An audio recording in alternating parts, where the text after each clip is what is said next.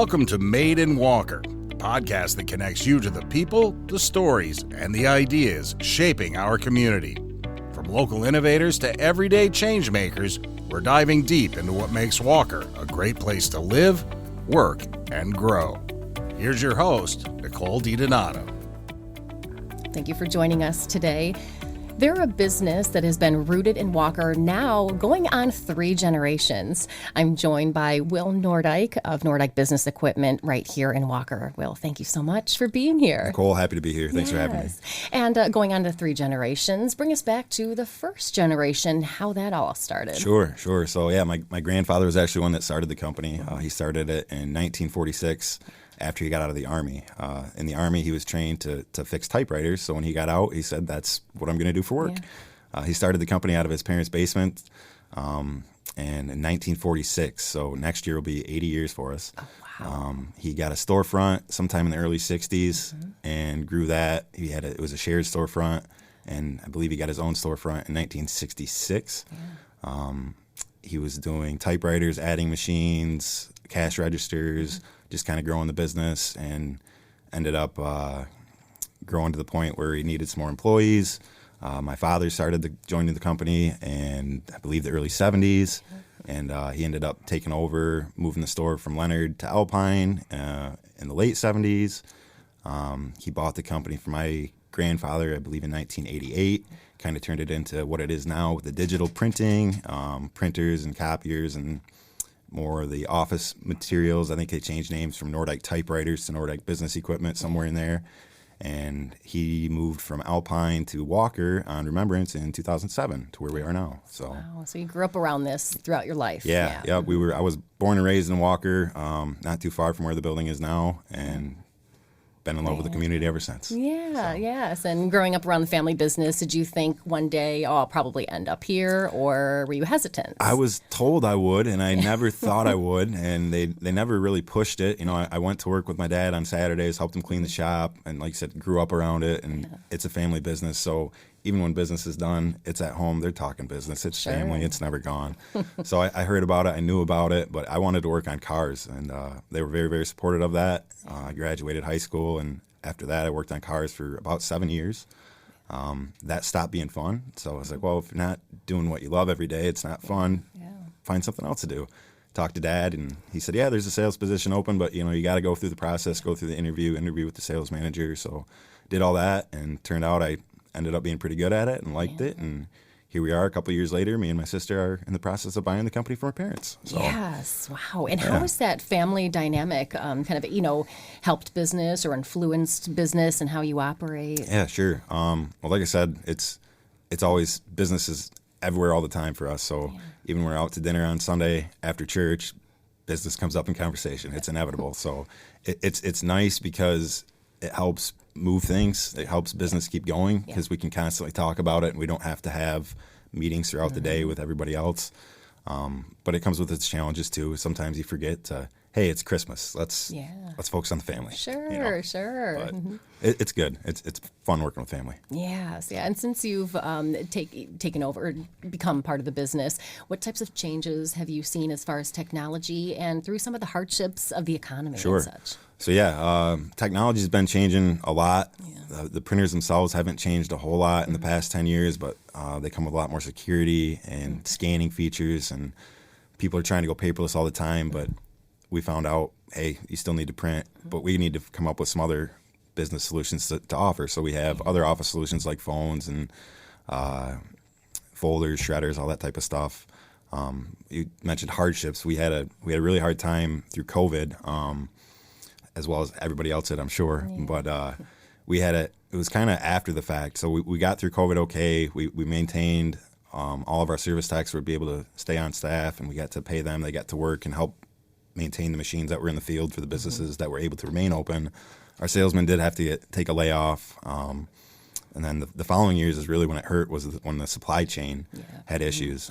So we were back full staff, businesses roaring everywhere else. We got offices or people in the office, and they're selling, but we don't have any equipment coming in to deliver. Yeah. And if we're not delivering any equipment, we can't get paid. So we needed to come up with a solution for that.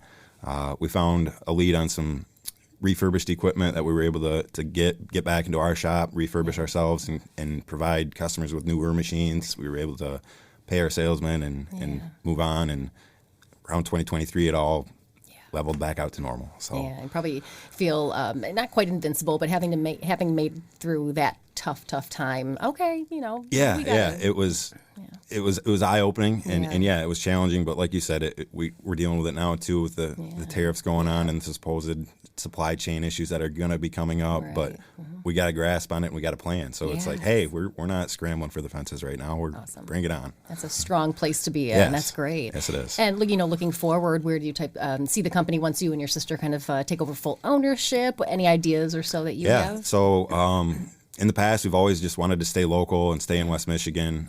2020, end of 2022, we were approached by a dealership in Lansing that sold the same brand that we sell. And he basically said, if I don't sell to you, I'm going to sell to your biggest competitor, and it's not going to be good for my customers or you guys. And we said, okay.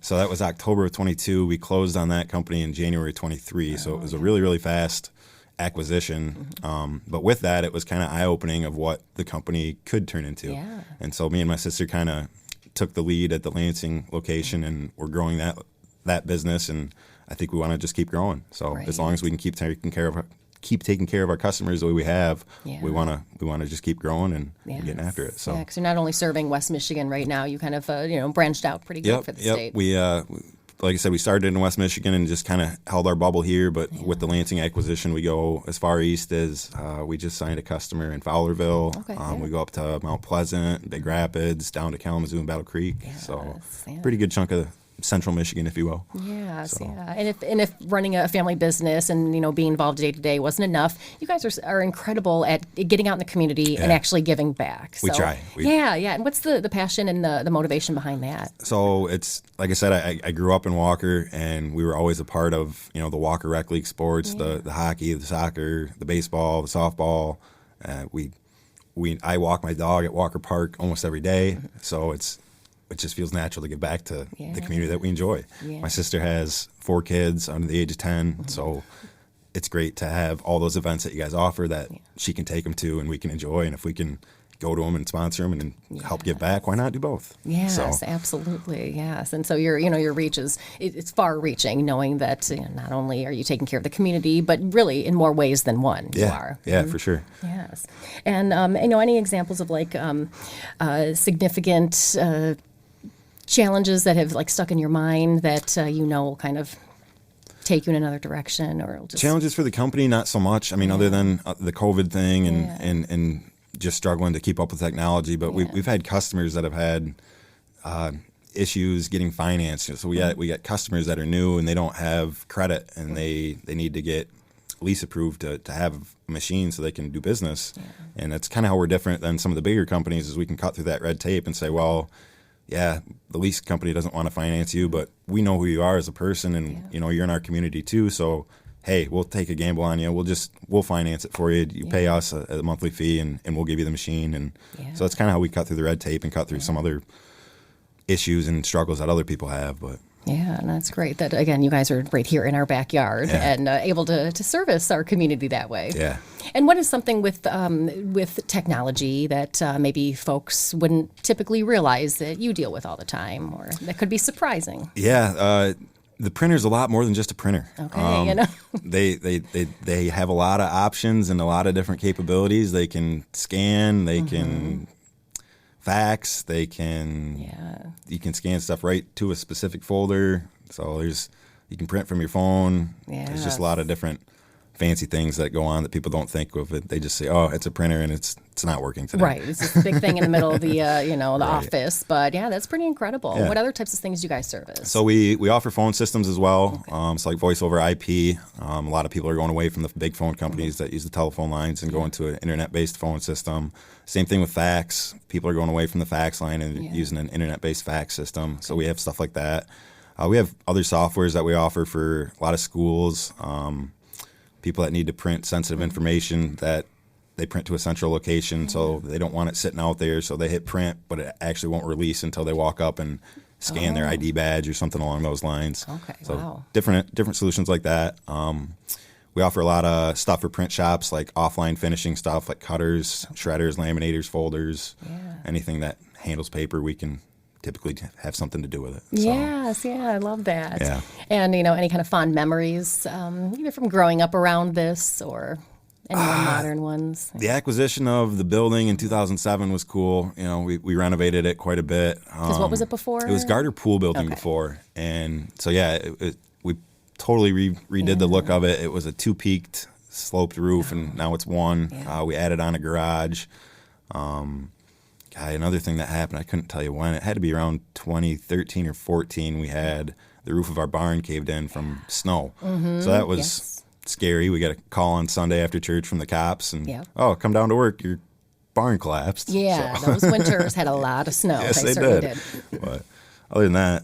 Yes. And what do you want folks in the community to know about your business, even if they didn't know how much you do for the community or what all you just do? That we take a different approach than most companies that are in the industry that we are. We really take a client-centric view. We want to come in and really understand what you're doing and how you're doing it, and we want to make recommendations.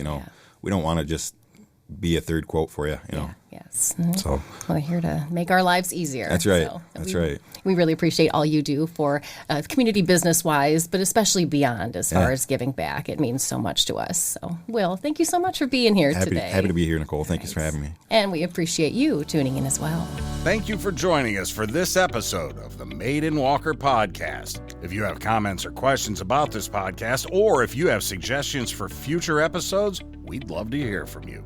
Please drop us an email at podcast@walker.city. Made in Walker is the official podcast of the city of Walker, Michigan. You can find Made in Walker wherever you get your podcasts.